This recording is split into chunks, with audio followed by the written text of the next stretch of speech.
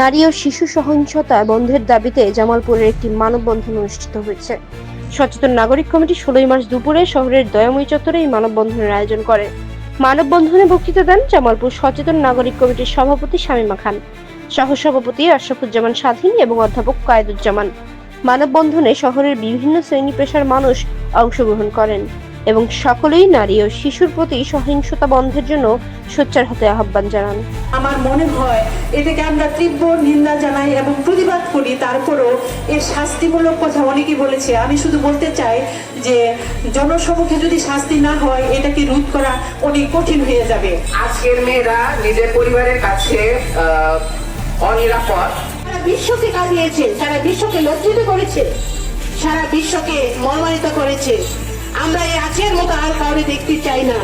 তাদের 24 ঘন্টার মধ্যে তাদের শাস্তি দাবি জানাচ্ছেন। যে বিচার, সেই বিচারটা হলেই তো মানুষ সচেতন হয়, মানুষ ভয় পায়।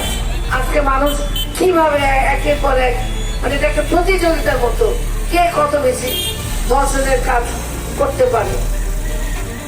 এছাড়া আইনের মাধ্যমে আমি বলবো, আইনের কাছে শুধু মৃত্যুদণ্ড না, আজকে আমার কাছে মনে হচ্ছে সেই আরব দেশের মতো তাদের শরীর অঙ্গ কেটে দেওয়াটা মনে হয় প্রয়োজন। ধর্ষণের কোনো বিচার নাই, কোন রকম মৃত্যুদণ্ড নাই, কোনো যাবজ্জীবন কারাদণ্ড না, তাদের শরীর থেকে অঙ্গ কেটে ফেলুক, তাহলেই মানুষ সচেতন হবে বলে আমার মনে হচ্ছে। যদিও